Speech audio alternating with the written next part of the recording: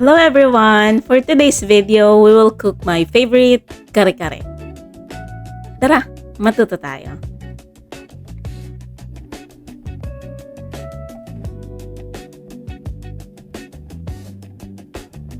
Ito ang mga kakailanganin natin sa ating ilulutong kare-kare.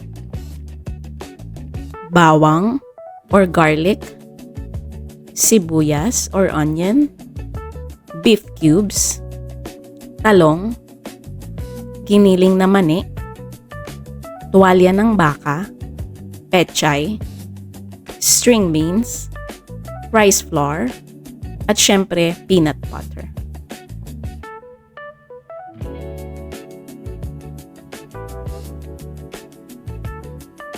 Ang una nating gagawin ay ipiprito muna natin yung talong.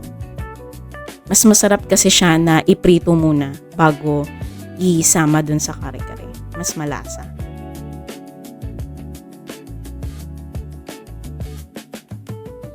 And then, at the same time, pakukuluan na natin. Iba-blanch lang natin saglit yung string beans and pechay. Hindi ko na nakuhaan yung pechay kasi saglit ko lang yung pechay niluro dyan. So, ngayon, doon na rin tayo maggigisa ng bawang sa pinagprituhan natin ng talong para mas masarap. Ayan. Konti lang yung mantika niyan, bali yung natira lang dun sa talong. Yun na yung ginamit ko to saute the garlic. Ayan. So, saute lang natin yung garlic until mag golden brown.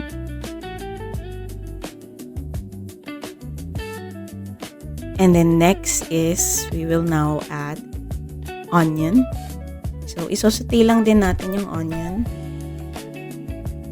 hanggang mag-caramelize siya. So, malambot siya para hanggang maluto. Nakikita natin na maluluto na siya pag medyo lumambot na yung texture ng sibuyas. Ayan.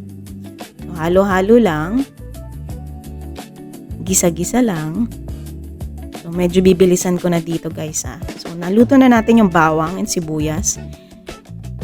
Ilalagay naman na natin yung tuwalya ng baka. So, bali guys, nilinis ko na to kanina. Irarub nyo lang siya ng paulit-ulit sa salt and water para matanggal yung amoy. Then, para ka lang naglalaba na kailangan kuskusin mo maigi yung mga part ng medyo may tuwalyang part. So, ayun. Kaya siya tinawag na tuwalya kasi para siyang towel talaga, literal. So, ayan. Pinakuluan ko na yan sa pressure cooker for 1 hour. Ayan. Na malambot. And next is ilalagay na natin ang giniling na mani. And then, we will add pepper or paminta. And then, next is we will add beef cubes. Dagdag lasa. Pwede rin hindi na kayo maglagay kasi technically, ang kare-kare is talagang matabang siya. So, naglagay lang ako ng beef cubes. Optional lang yan. Nasa sa inyo. Pwedeng wala. Pwedeng meron. So, ayan. Halu-haluin lang natin. Ayan. Nalagyan lang natin ng konting tubig. Itong tubig na ginamit ko is yung pinagkuluan na ng gulay, ng string beans and pechay kanina. So, mas healthy yan.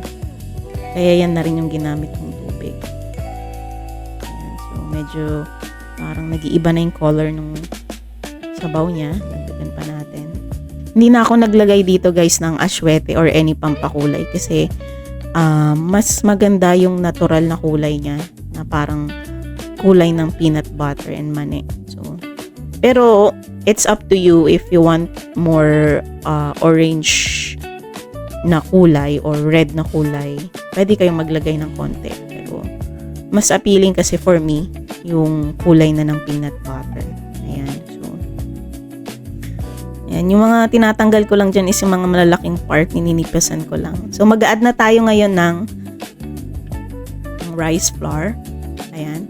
Bali, ang purpose nitong rice flour is para medyo lumapot yung sabaw. Pwede actually kayong gumamit ng cornstarch kung hindi available ang rice flour. Although, mas malasa kasi yung rice flour, may konti siyang touch ng lasa ng bigas. Pero yun din naman yung purpose nun, para mapalapot yung sabaw. So, pwede rin cornstarch. Meron kasi akong rice flour dito, kaya ito yung ginamit ko.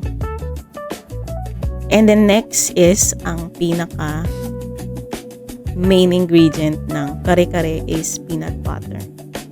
So, nag-add ako dyan ng 1 tablespoon na peanut butter. Pwede nyong dagdagan. So, nasa sa inyo. Wala pala tayong exact measurement dito, mga mommies ha. Tansyameter lang ang gamit ko dito. So, ayan. Nakikita nyo, tinatansya-tansya ko yung tubig. Nasa sa inyo, timplahan nyo na lang kada dagdag nyo ng mga ingredients. Ayan. So, takpan lang natin at hintayin natin kumulo. So, pagkakulo na, ayan, kumukulo na siya. Pwede na nating ilagay yung mga niluto nating string beans kanina. So, half cook lang yung string beans. Mas masarap yung half cook. Make sure na nilinis nyo maigi ha. Ayan, half cook lang yan.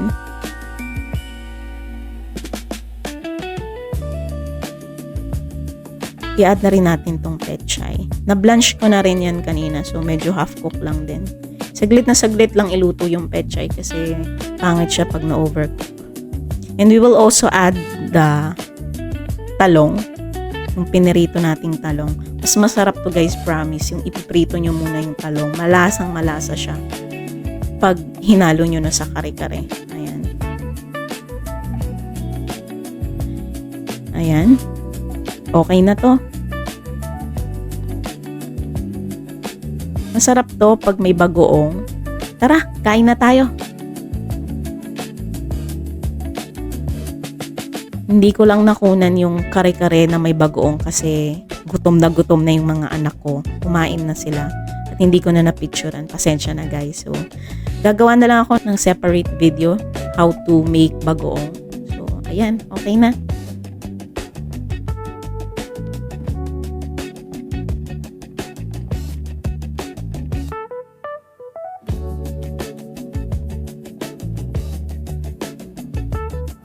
That's it for today, guys. Thank you for watching. If you love this recipe, you know what to do. Like, subscribe, and stay hungry for more. See you next time. Bye!